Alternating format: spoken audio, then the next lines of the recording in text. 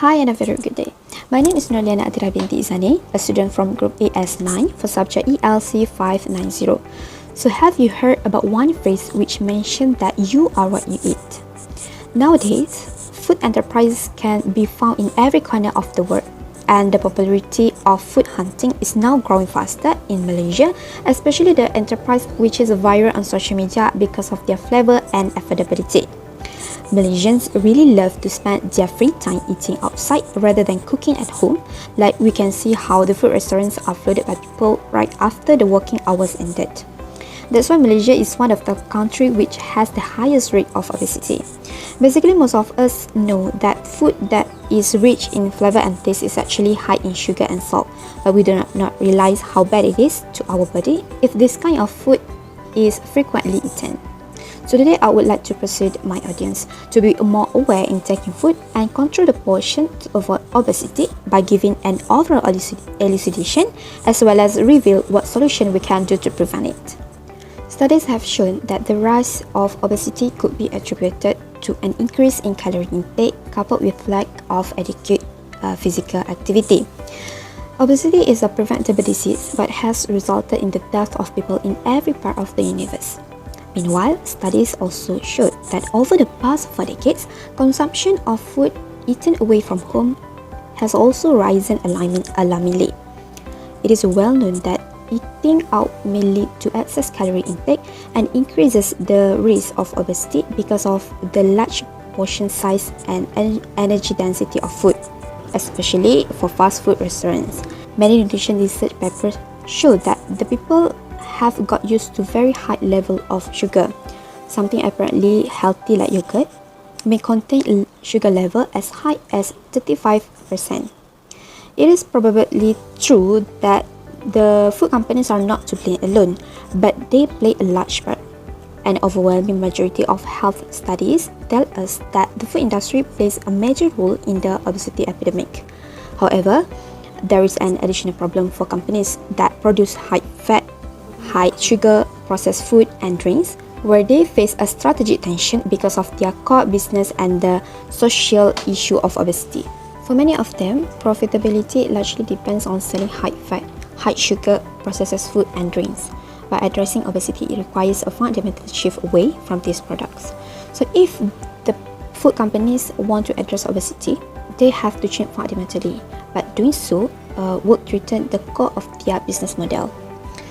If the food and beverage industry were to change its product and make them healthier to address obesity, it would return its profitability. Not so easy because people are used to their taste, and studies also show that many people wouldn't buy them anymore if food companies change how it tastes quickly.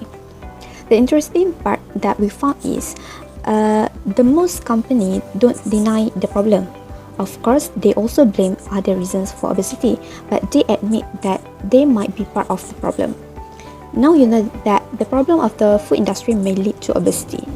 You may be asking yourself, how to solve this matter then?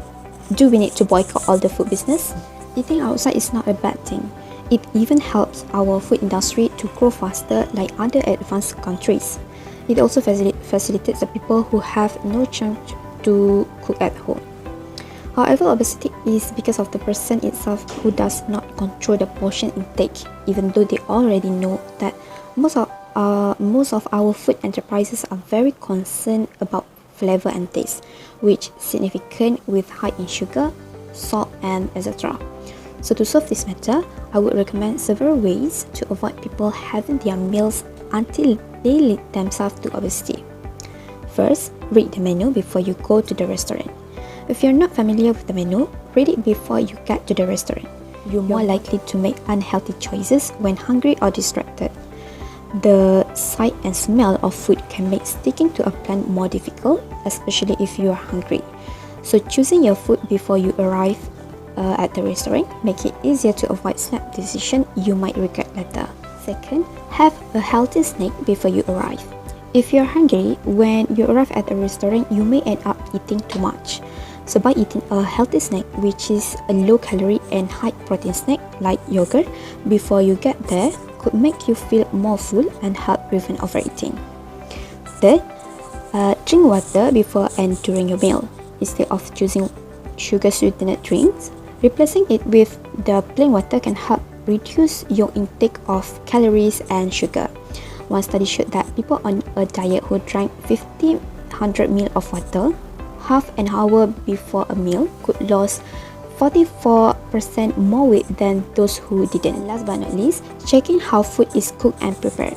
It can have a significant impact on the amount of calories it contains for the food that is steamed, grilled, roasted, or poached. In general, these cooking methods equate to less fat and fewer calories than the foods that are described on the menu as pan-fried, fried, crispy, or crunchy. So imagine what will happen to your health if you are obese.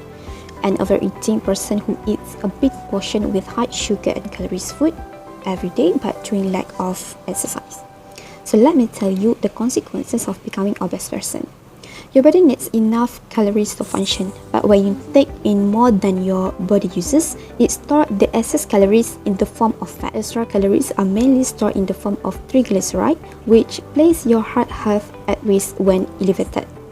As with other lipids, too many triglycerides accumulated in your arteries, increasing the risk of your arteries becoming hard, stiff, and narrow, which will increase the risk of having a heart attack or stroke. Besides, once you are overweight, it would cause the risk for fatty liver disease, certain cancer, and high blood pressure increases.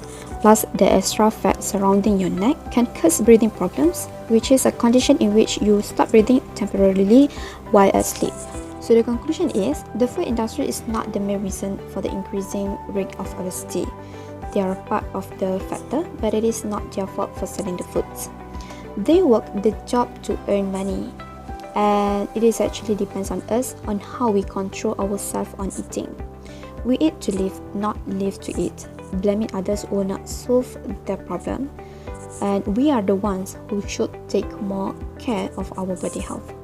So make a change on this overeating habit and be more aware about obesity so that you will not regret your own actions later. I think that's all for me. Thank you.